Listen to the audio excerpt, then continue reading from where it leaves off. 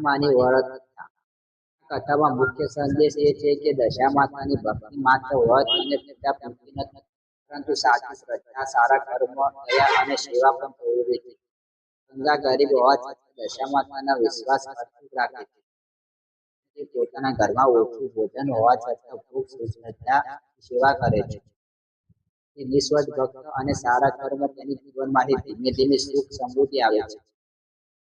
કથામાં શીખવા મળે છે કે મુશ્કેલી પણ વિશ્વાસ ન છોડવો, મહેનત કરવી, જરૂરિયાતમંદની મદદ કરવી, તે સાથે ઈર્ષા ન કરવી.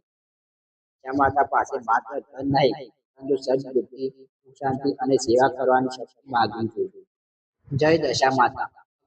આજે આપણે સાંભળવા જઈ રહ્યા છીએ દશામાતાની પવિત્ર વ્રત.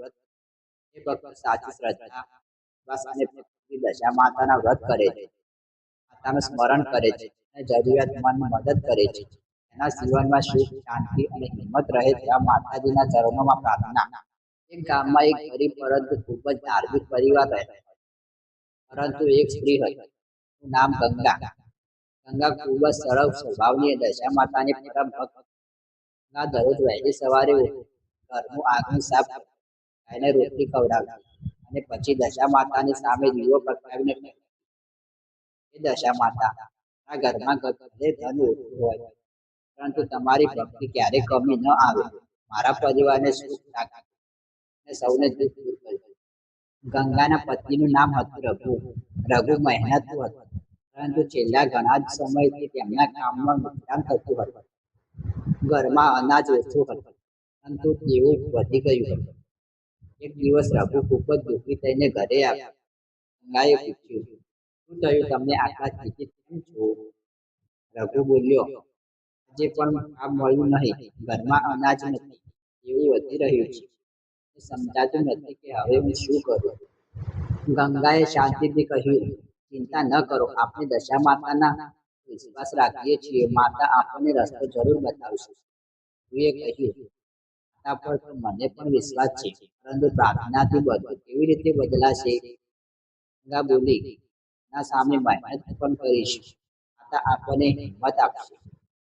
બીજા દિવસે ગામમાં દશામાતાના વ્રત વિશે વાત થઈ રહી હતી. ગામમાં એક વૃદ્ધ માતા ગંગાના ઘરે આવ્યા. તે એમને કહ્યું, બેટી, જો તારી શ્રદ્ધા સાચી હોય તો દશામાતાનું વ્રત દરમિયાન મને શુદ્ધ રાખજે, દીવો પ્રગટાવજે અને શક્તિ હોય એટલી સેવા કરજે. ગંગાએ શ્રદ્ધાપૂર્વક માતાના વ્રતનો સંકલ્પ લીધો. વ્રતના દિવસે ગંગાએ વહેલી સવારે સ્નાન કરી, સાફ કરી, માતાની સ્થાપના કરી, માતાને વૈનાયકનું અર્પણ કર્યું. પછી ગંગાએ હાથ જોડીને કહ્યું, દશામાતા, મારી પાસે સોના ચાંદી નથી, મોટા ભાગ નથી, મારી પાસે માત્ર શ્રદ્ધા છે. મારી એક નાની ભક્તિ સ્વીકારજો. તે દિવસે ગંગાએ આખા દિવસ માતાનું નામ લીધું. તેના સમયે એક અજાણ્યા વૃદ્ધ સ્ત્રી તેના ઘરે આવ્યા. ગંગાએ કહ્યું, મને ભૂખ ખૂબ જ લાગી છે, ખાવાનું મળશે? ગંગાના ઘરે પણ થોડું જ અનાજ હતું. ગંગાએ વિચાર્યું કે માતા કોઈ પણ સ્વરૂપમાં આવી શકે. તેને પોતાના ઘરમાં રહેલું થોડું ભોજન શુદ્ધ આપી દીધું. ગંગાએ ભોજન લીધું અને ગંગાને આશીર્વાદ આપ્યો, કે તારી શ્રદ્ધા ક્યારેય વ્યર્થ નહીં જાય. આ ઘરમાં ફરી સુખનો દીવો કહીને વૃદ્ધ ત્યાંથી ચાલી ગયા. ગંગાને આશ્ચર્ય થઈ ગયું.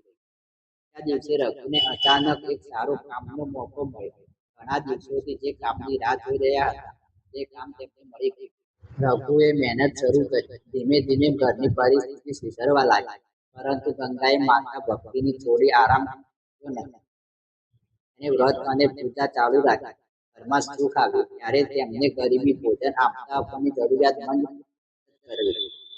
થોડા સમય પછી ગંગા ઘરમાં સુખ સમૃદ્ધિ આવી. રઘુને કામ સારું ચાલવા લાગ્યું. પરંતુ ગામમાં એક સ્ત્રી ગંગાને જોઈને ઈર્ષ્યા કરતી હતી. એનું નામ કમલા હતું. કમલાએ ગંગાને પૂછ્યું, મારા ઘરમાં આટલું બધું સુખ કેવી રીતે આવ્યું? ગંગાએ કહ્યું, બહેન, બધું દશામાતાની કૃપા છે, પરંતુ માતાની ભક્તિનો અર્થ માત્ર ધન માગવું નહીં. આપણા સાચા મનથી વ્રત કરવા, મહેનત કરવી અને જરૂરિયાતમંદની સેવા કરવી જોઈએ. કમલાએ પણ દશામાતાનું વ્રત શરૂ કર્યું, પરંતુ તેના મનમાં માત્ર ધન મેળવવાની ઈચ્છા હતી. પૂજા કરતી, પરંતુ ગરીબ વ્યક્તિને મદદ માંગવા આવે ત્યારે પાછો મોકલી દેતી. એક દિવસ તેને ઘરમાં બહાર એક વૃદ્ધ ભિક્ષુક આવ્યો અને કહ્યું, માતા, મને થોડું ભોજન આપો. કમલા ગુસ્સે થઈને કહ્યું, મારા ઘરમાં કંઈ નથી, અહીંથી જાઓ. શાંત ત્યાંથી ચાલી ગયો. દિવસે કમલા ઘરમાં મોટું નુકસાન થયું. કમલાએ પોતાની ભૂલ સમજાઈ. ગંગા પાસે જઈને રડતા રડતા બોલી, એ ભૂલ થઈ ગઈ, મેં તો માથું પકડી, પરંતુ દયા અને સેવા ભૂલી ગઈ.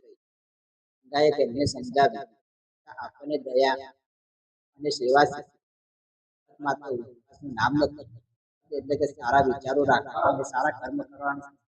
કમલાએ પોતાની ભૂલ સ્વીકારી અને સાચા મનથી દશા માતાની ભક્તિ શરૂ કરી. કહેવાય છે કે થોડા સમય પછી તેના જીવનમાં પણ સુખ શાંતિ પાછી આવી. આથી ગામમાં દરેક વ્યક્તિ દશા માતાની ભક્તિ સાથે એકબીજાની મદદ કરવા લાગ્યા. બધા લોકો દર વર્ષ દશા માતાના વ્રત કરતા, માતાની કથા સાંભળતા અને અંતે સૌ મળીને માતાજીની આરતી કરતા. ગંગા દર વર્ષે એક જ વાત જરૂર કહી, દશા માતાની પાસે માત્ર ધન ન માગો, માતા પાસે સદબુદ્ધિ, મન, પરિવારની મહેનત કરવાની શક્તિ અને બીજાની સેવા કરવાની ભાવના માંગો. અને ત્યાંથી ગંગાનું ઘર માત્ર ધન નહીં પરંતુ પ્રેમ અને શાંતિથી ભરાઈ ગયું. દશા માતા કી જય. હે દશા માતા, જે ભક્ત તમારા નામનું સ્મરણ કરે, જે શ્રદ્ધાથી તમારું વ્રત કરે, જે સાચા મનથી તમારી પૂજા કરે, જે ભૂખ્યા અને મન જરૂરિયાત મન સેવા કરે, તેના ઘરમાં સુખ શાંતિ અને પ્રેમ જળવાઈ રહે. માતા સૌના દુઃખ દૂર કરે, સૌના ઘરમાં સુખ અને સમૃદ્ધિ આપે, સૌના સદબુદ્ધિ આપે અને દરેક ભક્તોના જીવનમાં આશાનો દીવો પ્રગટાવે. બોલો દશા માતાની જય. કથા શ્રદ્ધાથી સાંભળનાર અને ભક્તોની માતાનું સ્મરણ કરનાર સૌ ભક્તો પર દશા માતાની કૃપા વળી રહે એવી મારી પ્રાર્થના. દશા માતા.